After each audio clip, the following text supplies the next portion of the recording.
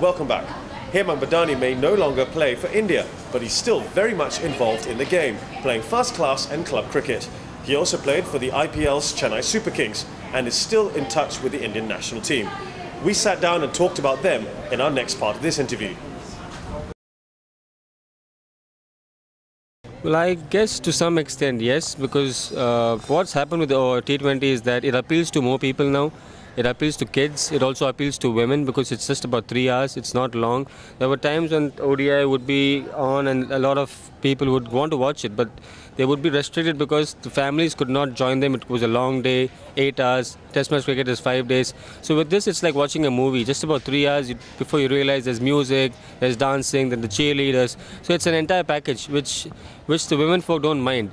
So that's probably the reason why it has caught up, probably the reason why that most sponsors have come in, because there are far more eyeballs to it and people really have taken it because it's also pretty exciting. It's a short game, fast game, lots of runs being scored, lots of 4s and 6s, and in general people like all that.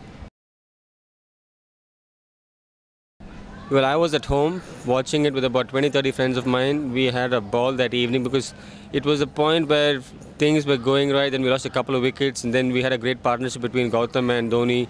But the emotions that went through the entire room through the game were up and down, guys shouting, guys quiet, tentative, unsure, abusive, that India isn't doing well. So it went through every phase in that 6-8 hours. I mean, that time was simply brilliant because once the shot Dhoni hit, the entire house was ablaze. Everyone screaming, everyone shouting, hugging each other. Amazing feeling. And then we all went out for dinner.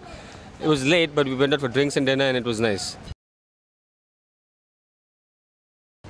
See, I think when the '83 World Cup happened, not many of us thought that we would win. At least with the 2011, people did believe that India had a chance. India is a good side, is a force to reckon with.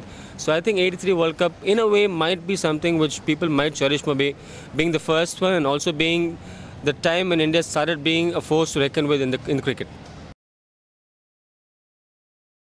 Well, I think we weren't prepared enough, we weren't ready enough, or we thought that the series in England may not be as tough as it is. I thought guys who went in, a couple of guys or some of the batters missed out the West Indies series prior to that, which I thought they should have taken on, because the importance at that point was the Test match series in England, because that was the series which was to decide number 1, number 2, the 2 best sides in the world playing. But a lot of players chose to play the IPL, tend to not play the West Indies tour, and then go to England. Yeah, that's right. If I had to be serious, I would have, if at all had to miss the IPL, go to West Indies, play the series, and go to England, play the series, which did not happen. I mean, I do understand IPL brings in lots of money, brings in lots of bucks, which they don't make it playing for the national side. But I guess sometimes you'll have to try and understand that what is more important. I mean, at this point in time, I thought the India-England series was way bigger than the IPL. And a lot of guys ended up playing that. They were tired because they had just finished the World Cup prior to that. They hardly had any time to recover. And if they had to take a break, it was not the West Indies series. It was the IPL that they should have taken a break, which didn't happen, and I think they're paying the cost for it now. Tell me, who are the guys scoring runs for India right now? I can see one man who's 39 years old, Rahul Dravid. 200s, batting on 50 overnight yesterday. So I don't think that's the case. What about the guys with Suresh Raina's, your younger guys? I mean, none of them have come to terms with what's happening in England. So I don't think that's the point at all. I don't see the Indian guys, the Indian young blood facing up to the challenge at the moment. They still need some time. I still feel there's a lot of cricket left in guys like Sachin, guys like Rahul and Lakshman, at least a year or two. Then we shall see what the young guys do. I think the young guys need to really knock it hard, which they haven't been doing in the Test match cricket, in the Test match format.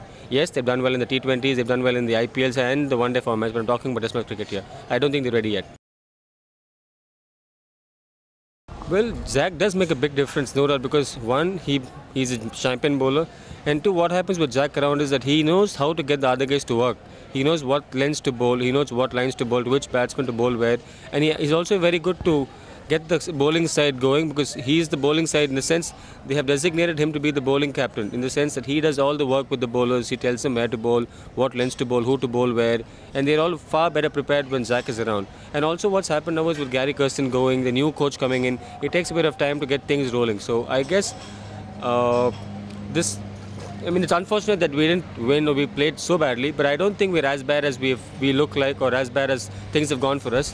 Yes, it is a phase where we're trying to understand a few more things. We're working with a new coach. We're missing Zahir. A lot of things have happened, but I think it's not. In a way, it's a good thing for us that we can pick up from here and try and see or understand that these are our chinks. These are things that need to be addressed, and these are things that have to get set right immediately. Well, that's all the time we have for you on the SCA Cricket Show. We hope you enjoyed it. Plenty more action coming up in our next edition with special guests and more from the Singapore cricket scene. As always, you can email us to the address at the bottom of your screen. We'll see you next time.